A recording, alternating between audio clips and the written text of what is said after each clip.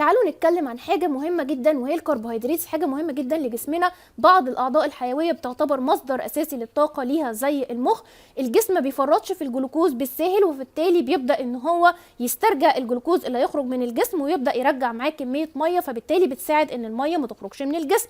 مع ذلك إحنا لينا موقف عدائي من الكربوهيدرات، بنقول لا ده هي بتسبب زيادة بالوزن، ده هي بتسبب السكر النوع الثاني. طب هو الأساس في الموضوع يا جماعة كله واشربوا ولا تصرفوا.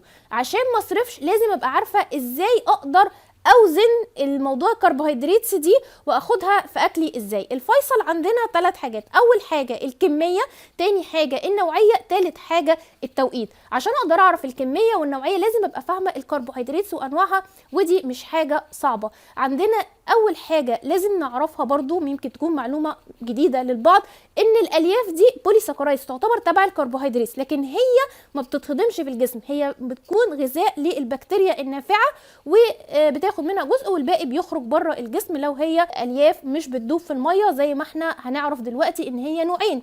في الياف مش بتدوب في الميه زي الخيار، ودي اصلا بتاخد كميه ميه بتبدا تعمل بلك وبتعالج الامساك. وفي عندنا الالياف اللي هي بتكون بتدوب في الميه زي الموز، بتبدا ان هي تمتص وتخش مجرى الدم وتاخد معاها الميه الزياده اللي في الامعاء، وبالتالي بتعالج الاسهال. فاحنا عندنا دي الياف ودي الياف، الاثنين ليهم اختلاف في الاستخدام. احنا عندنا بالنسبه للحبه الكامله، ربنا سبحانه وتعالى خلق لنا الحبه الكامله فيها الكارب وفيها الحاجه اللي تتحكم في معدل امتصاصها. تخيل انت حد كده جايب لك كوبايه زبادي ومعاها معلقه تاكل كده مايندفول ايتنج براحتك، قمت انت رامي المعلقه وقلت لا بلاش دي ملهاش لازمه، قمت ماسك الزبدايه كده ودلقها على بقك وغرقت بيها هدومك وشرقتك. طب ليه نعمل كده؟ احنا عندنا الحاجات اللي هي بتكون الدقيق الابيض والحاجات اللي بتشال منها بقى الحاجات اللي مش كويسه دي بتبدا ان هي تمتص بسرعه. فاحنا عندنا الالياف مهمه، ولكن بيؤخذ هنا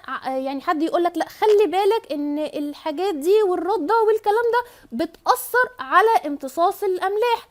الكالسيوم والمغنيسيوم قلتهم هتعمل لنا هشاشه، وعندنا كمان الحديد هيبدا يجي لنا انيميا، فعشان كده احنا نتجنبها. احنا زي ما قلنا نوليدج از باور، طول ما انا عارفه مش كلمه هتجيبني وكلمه توديني.